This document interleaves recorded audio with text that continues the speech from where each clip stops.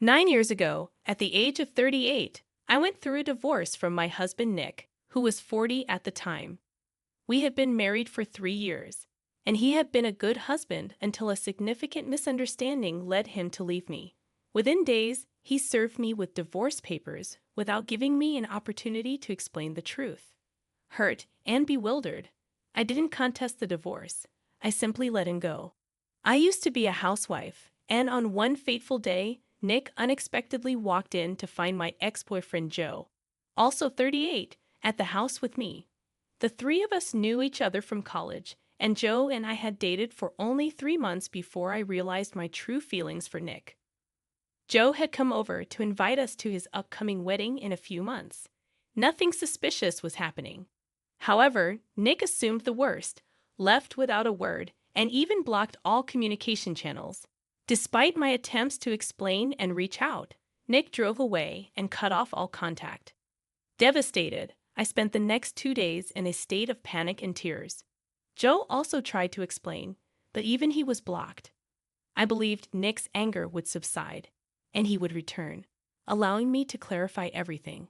Unfortunately, that never happened, and a few days later, Nick filed for divorce. Feeling helpless, I decided not to fight for my marriage, and as the divorce proceedings began, I moved in with a friend until I could establish my independence.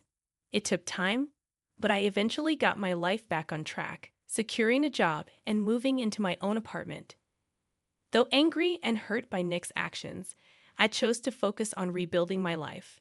Even after the divorce was finalized, I was content with the little I gained from it. I attended Joe's wedding, reconnecting with college friends, while Nick remained absent as expected. Life took an unexpected turn when I met Chris, a 40-year-old man, at the wedding. Although sparks flew, I held back due to my recent divorce. We exchanged numbers, but didn't connect for a while. A year later, in a better mental state, I encountered Chris again at a work event. 2 years into dating, we got married, and another year later, we welcomed our daughter. Now, almost 5 years since my divorce from Nick, I've evolved into a new person. Despite moving on, I was recently shocked when Nick, after all these years, appeared at my doorstep, unannounced a few days ago. The impact of his unexpected return still lingers, leaving me in a state of disbelief. I never figured out how he managed to locate me, and truth be told, I didn't bother investigating later on. It was a weekend, and my husband and I were both home with our daughter when the doorbell unexpectedly rang. My astonishment peaked when I opened the door to find Nick standing there, holding a bouquet of roses, and smiling as if the past 9 years hadn't happened.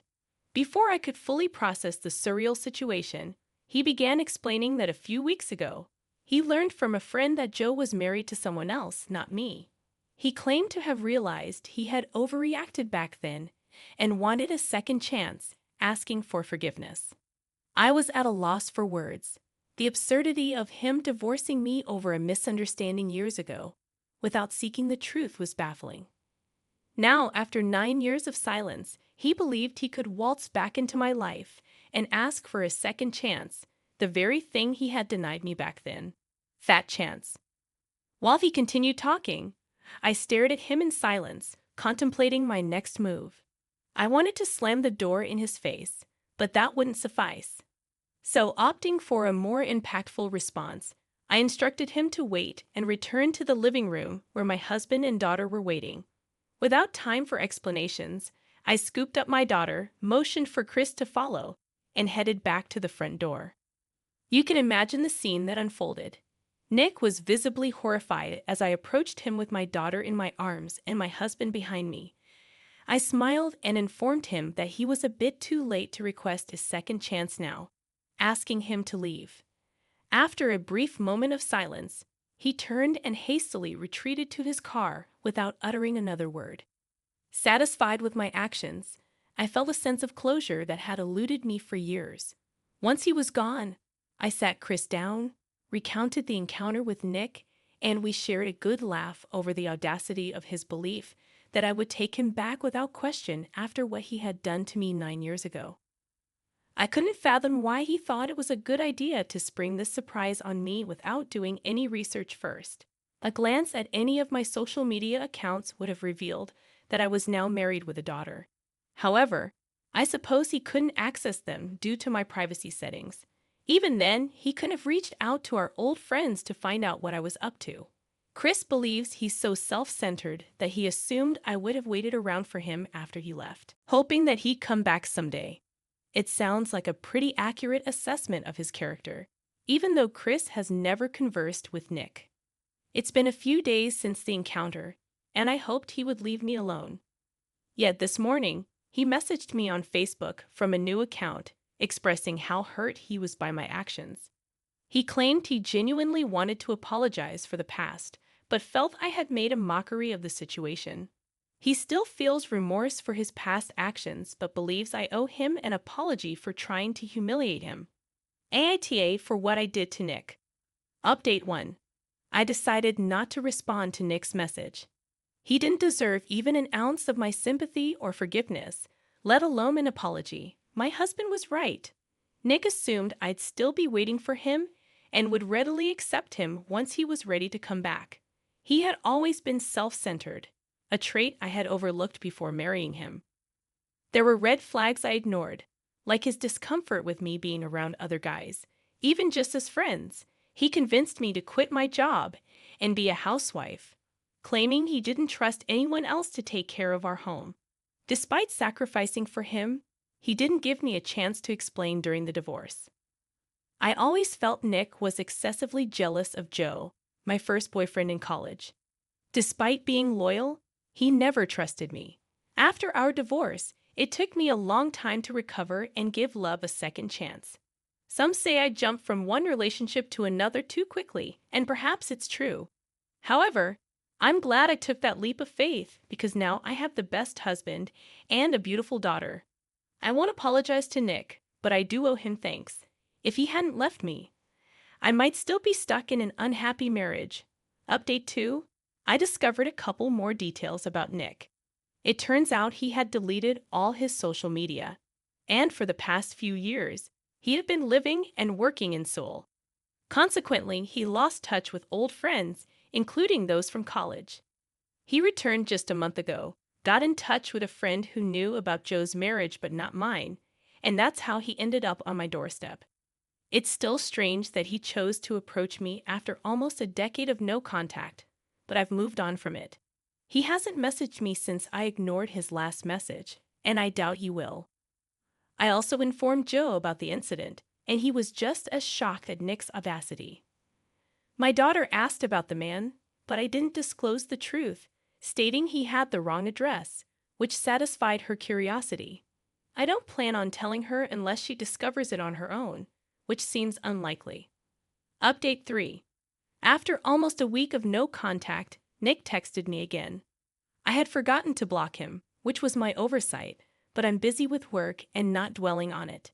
In the text, he expressed a desire to meet, claiming he doesn't mind my husband and daughter and still wants to give our relationship another shot, insinuating that I'd be willing to cheat on my husband. This was ironic, considering he left me for that reason 9 years ago. I was disgusted by his text, blocked his number, and made it clear I wanted him to leave me alone.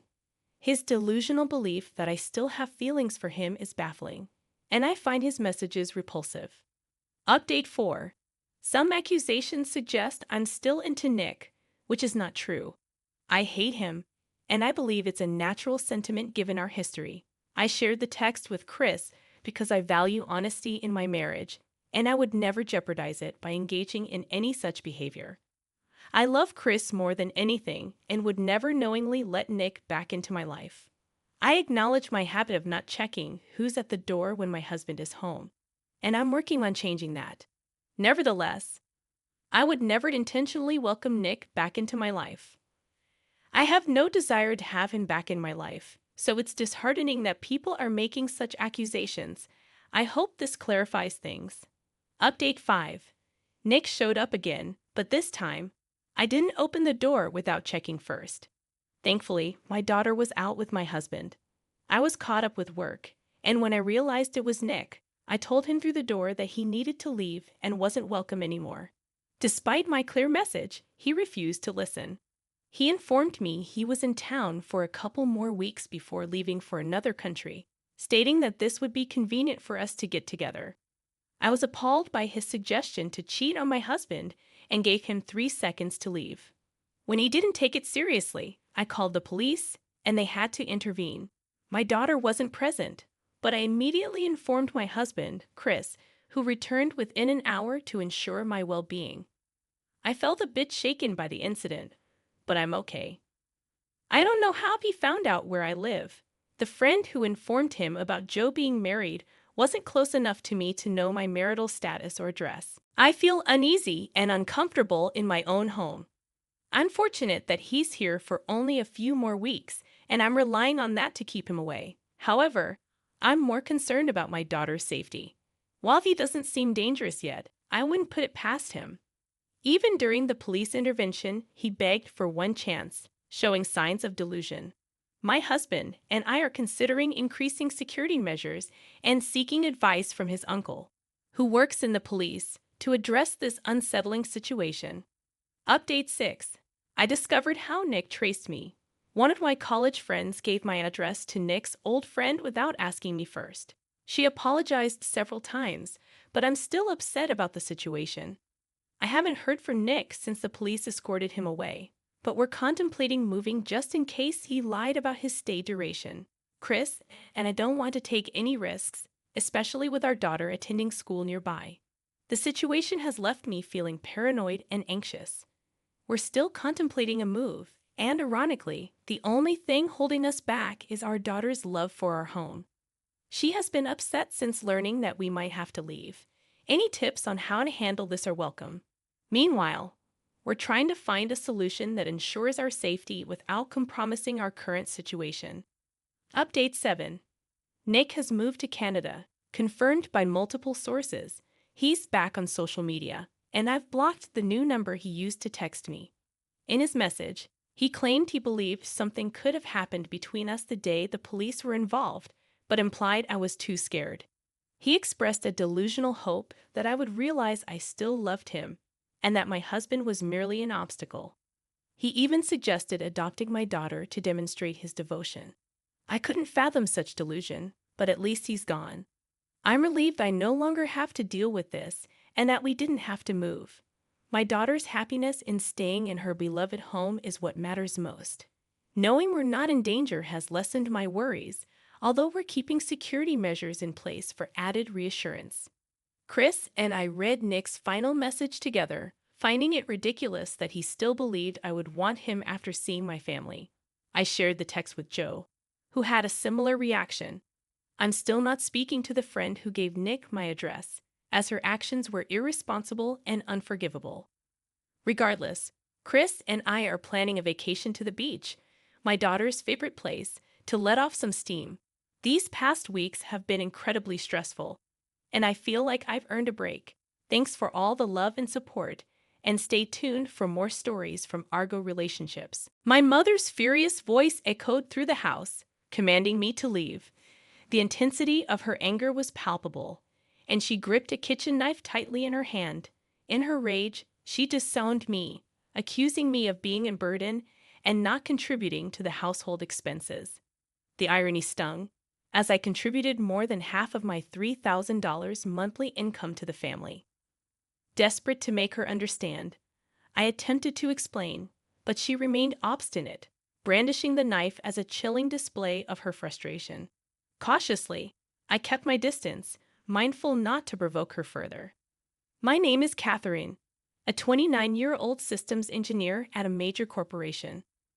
My journey into this career was inspired by my father's love for computers. Despite my successful career, a sudden turn of events shook our lives. My father, the source of my inspiration, suffered a subarachnoid hemorrhage, leading to immediate surgery. Although the operation was successful, the aftermath hinted at lasting effects, raising concerns about our financial stability without his income. While I dedicatedly juggled my demanding job and caregiving responsibilities, my mother's priorities shifted. Instead of offering support, she focused on my father's ability to return to work during his recovery.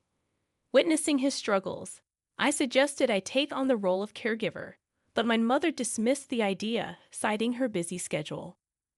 Returning home to care for my father, I found myself shouldering not only caregiving duties, but also the entire burden of household chores.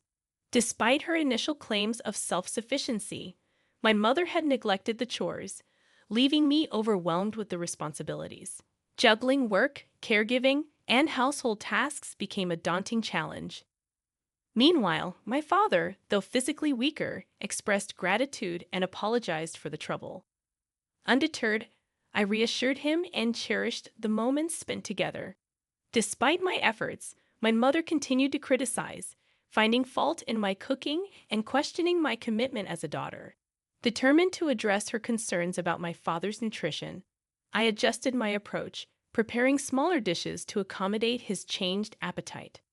After increasing the variety of dishes, my mom remained silent. A few days later, she complained that there were too many dishes in the meals, citing my parents' age and their inability to consume such quantities. She questioned my ability to save money, noting that I had been living alone until now.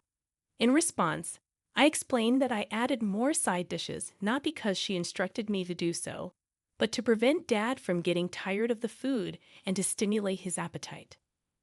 Mom accused me of having an attitude, as if she had been constantly nagging and undoing my efforts. Reluctantly, she moved to the sofa and demanded coffee. As I cleaned up, she threw a cushion at me, insisting I hurry up and make coffee, claiming that I'm always at home, not working, and just after Dad's retirement money. Despite my attempts to clarify that I work from home, she failed to understand. In her perception, I apparently moved back home under the pretense of taking care of Dad, without contributing to living expenses, despite my efforts in caring for Dad, earning money for our living expenses, and managing all the housework. She believed I was misusing Dad's retirement money. Frustrated and reaching my limit, feeling sorry for Dad but unable to continue living in the same house, I accompanied him to physical therapy a few days later. The doctor's encouragement was overshadowed by the sight of Mom hastily leaving home with large bags upon our return. The next day, I discovered that all my cherished bags and accessories were gone. Confronting Mom, I questioned if she had entered my room. Justifying her actions, she claimed it was her house, and she could enter any room. I inquired about a luxury brand bag she had, criticizing her spending on such items despite advising me not to waste money. Angry and upset, I learned that she had sold my bags and accessories without consulting me. The significant amount of money was used for her own hobbies. Shouting in frustration, I demanded the return and repayment. However, my mom, transformed into a figure of anger, yelled back, unable to believe her own daughter was talking back, resembling a confrontation with a demon. During my childhood, I obediently listened to my parents and worked hard for them. Now, as an adult, I find myself taking care of them. Despite my requests for my mom to contribute in caring for Dad, she claims to be doing her part while, in reality, she is the one receiving the most care. It's disheartening to witness my dad, who has resigned himself to the lack of care from my mom, still making efforts to communicate with her, only to have her vanish when he starts talking. Lost in contemplation, I confronted my mom, who remained silent. Suddenly, she turned away from me, stormed to the kitchen, and returned with a kitchen knife, a furious expression on her face. In a fit of rage, she demanded that I leave, accusing me of being a parasitic leech, waiting for my dad's retirement money. Frustrated by the realization that my efforts and words were falling on deaf ears, I decided it was time to find a new place and swiftly move out. Slowly distancing myself from my mother, I rushed into my room when she made no attempt to follow. Despite expecting not to feel sadness due to her usual emotional distance, tears welled up, fueled by intense anger. Swiftly, I began preparations to move out. I sought assistance from a colleague at work who had connections in real estate. With their help, I quickly found a new place. During my free time, I packed my belongings into boxes. When everything was ready, I'd opened up to my dad about my mother's behavior. He expressed regret and apologized, acknowledging that he had sensed something was amiss but struggled to address it. He revealed that my mom had treated him poorly too, and he was contemplating a divorce. Grateful for my support, he thanked me and agreed with my decision to move out. A few days later, when my mom was away at her hula dance classes and lunch with friends, we seized the opportunity to move. Movers arrived on a Wednesday morning when we were confident she wouldn't be home. As our belongings were loaded onto the truck, a sense of sadness crept in. In a rented car, my dad and I embarked on our journey to escape my mom's toxic environment. He questioned if it was the right choice, suggesting I could have taken the chance to be free from caregiving. Assuring him it was the right decision, I expressed how happy living with him made me feel. The move was completed by the afternoon, and over takeout lunch we reminisced. I apologized for the convenience store lunch boxes, and my dad shared that we used to eat them often before my return. Even the simplest conversations made the meal taste delicious. After a break, we began unpacking and settling into our new life. Just as we were getting accustomed to the change, the phone rang. It was my mom. I answered the call, and my mother immediately panicked, questioning why our belongings were gone. I calmly informed her that Dad and I had made the decision to move out together. Concerned about living expenses without Dad's pension and retirement fund, she doubted our ability to afford a high-rise condo. I reassured her, explaining that I had a stable job and contributed financially to the family. However, she accused me of spending Dad's retirement fund on designer bags, despite my clarification that I had been supporting the family. I reminded her that Dad had tried to communicate my job situation to her, but she had never listened. Money was her primary concern, and her financial management was careless. Growing impatient, Dad dropped a bombshell. We were getting a divorce. Mom panicked about her living expenses, but Dad assured her that she could live freely without interference. He mentioned sending divorce papers for her to sign later and hung up without further explanation. Dad apologized for making me feel bad, and I expressed my gratitude. The next day, we headed to the hospital for Dad's appointment. Unexpectedly, we found my mother waiting near the entrance. She approached, inquiring about the previous day's phone call and asserting that she wouldn't allow us to live in a nice place by ourselves. Suddenly, she grabbed my hand, insisting on living in the high-rise too. Despite my calm demeanor, she refused to accept our decision. I asked her to let me live my own life, but she persisted, leading me to threaten calling the police. Eventually releasing her grip, she hurriedly left as hospital staff and security approached. I apologized for the commotion, attributing it to my mother's actions. A subsequent argument took place, and as I observed my mother's back near the hospital entrance, she seemed weaker than usual. In the days that followed, she tried to find us around the hospital, but only confronted people she perceived as weaker. After being chased away by security guards and assertive patients, she stopped showing up. That hospital encounter marked the last time I saw my mother.